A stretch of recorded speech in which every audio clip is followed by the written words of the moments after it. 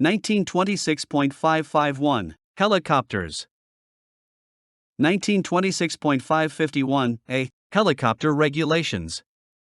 Helicopter cranes shall be expected to comply with any applicable regulations of the Federal Aviation Administration.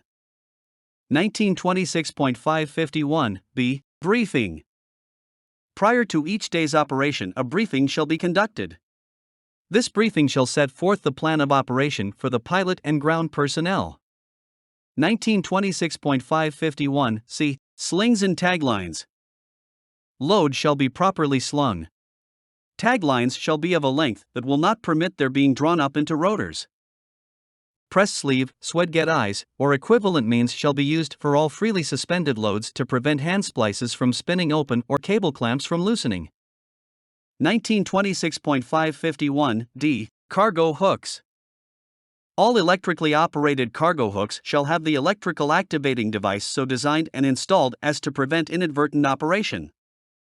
In addition, these cargo hooks shall be equipped with an emergency mechanical control for releasing the load. The hook shall be tested prior to each day's operation to determine that the release functions properly, both electrically and mechanically. 1926.551e Personal protective equipment. 1926.551e1 Personal protective equipment for employees receiving the load shall consist of complete eye protection and hard hats secured by chin straps. 1926.551e2 Loose-fitting clothing likely to flap in the downwash, and thus be snagged on hoist line, shall not be worn. 1926.551f Loose gear and objects. Every practical precaution shall be taken to provide for the protection of the employees from flying objects in the rotor downwash.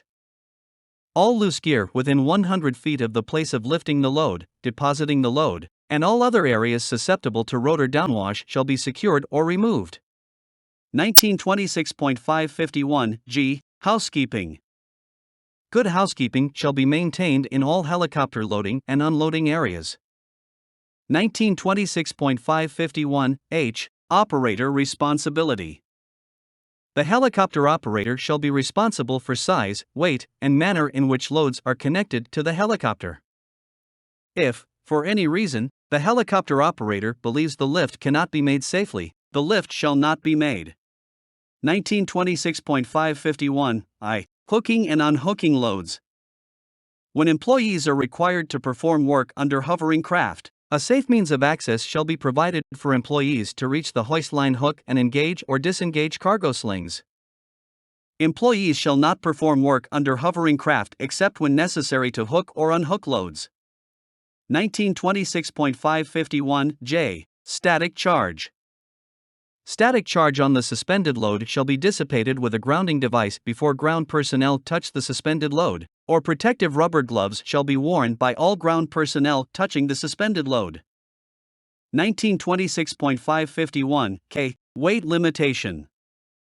The weight of an external load shall not exceed the manufacturer's rating. 1926.551l Ground lines. Hoist wires or other gear, except for pulling lines or conductors that are allowed to pay out from a container or roll off a reel, shall not be attached to any fixed ground structure, or allowed to foul on any fixed structure. 1926.551m Visibility. When visibility is reduced by dust or other conditions, ground personnel shall exercise special caution to keep clear of main and stabilizing rotors. Precautions shall also be taken by the employer to eliminate as far as practical reduced visibility. 1926.551n Signal systems. Signal systems between aircrew and ground personnel shall be understood and checked in advance of hoisting the load. This applies to either radio or hand signal systems. Hand signals shall be as shown in Figure N1. Figure N1 provides the helicopter hand signals. Move right, left arm extended horizontally, right arm sweeps upward to position overhead. Move left, right arm extended horizontally, left arm sweeps upward to position overhead. Move forward, hands above arm, palms cut using a noticeable shoving motion. Release sling load, left arm held down away from the body. Right arm cuts across left are in a slashing movement from above. Hold over, The signal hold is executed by placing arms overhead with clean fists. Take off, right hand behind back, left hand pointing up.